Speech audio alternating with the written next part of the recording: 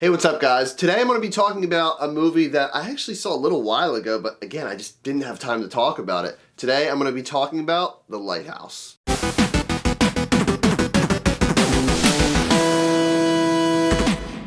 First off, the film actually begins and we see that this movie is actually in black and white the entire film, and in a 4:3 aspect ratio like the old square TVs. Why not? Let's just have the review like that. The Lighthouse is directed by Robert Eggers, who's previously worked on The Witch, which I haven't seen. The plot of this film is Robert Pattinson's character is sent on a boat to this lighthouse keeper, played by Willem Dafoe. Pattinson's character has a contract job on this small rock of an island for 4 weeks straight. I mean, that would drive me nuts. Especially since this movie's taking place in the late 1800s, early 1900s. Like, what the hell are you going to do? You can drink and you can sleep. It's going to rain outside for the most part and it's going to be muggy. Willem Dafoe is kind of known for playing these wacky roles and people who are just out there, and this is my favorite one, honestly. He's old, he's senile, he's kind of tied into his ways and doesn't want anyone else to tell him differently. He believes all these crazy fairy tales of the sea, like don't mess with the seagulls, they carry the souls of all the dead sailors that were on the ocean. Dude has a very thick accent though, like I'm sure the director made it that way,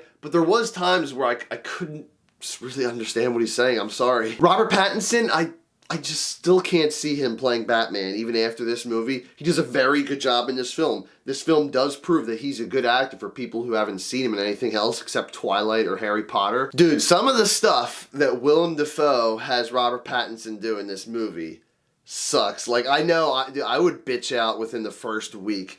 There's a specific scene where they're literally shitting in bowls in their cot, and the bowls are right next to where they sleep. Robert Pattinson's walking outside in the pouring rain with these bowls. He throws all the shit out of the bowls, and of course the wind goes shh, and smacks him right.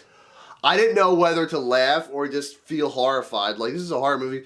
That was freaking horrifying. Like, screw all these jump scares and weird visual horror. Like, getting hit with shit in the face is scary. I will say this is a very artsy style film, not as much as like Mandy with Nicolas Cage or Midsommar, however you want to pronounce it. As far as the rest of the film goes, I can't really spoil too much because there's a lot of stuff in this film to be spoiled. Robert Pattinson's doing all these crazy, ridiculous jobs for Willem Dafoe.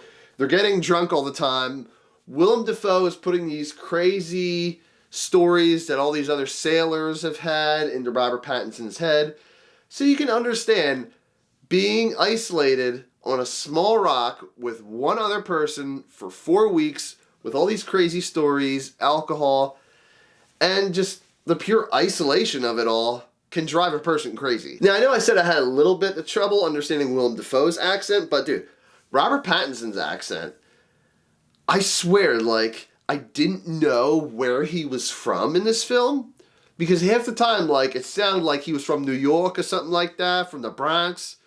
But then other times, like, it sounded like he was from Rhode Island, like Peter Griffin or something. Then other times I heard his, like, English accent peeking through.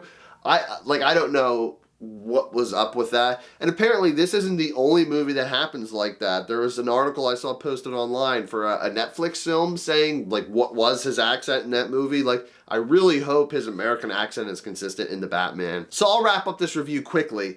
The psychological horror was really impactful in this movie. This sheer feeling of isolation was very well done.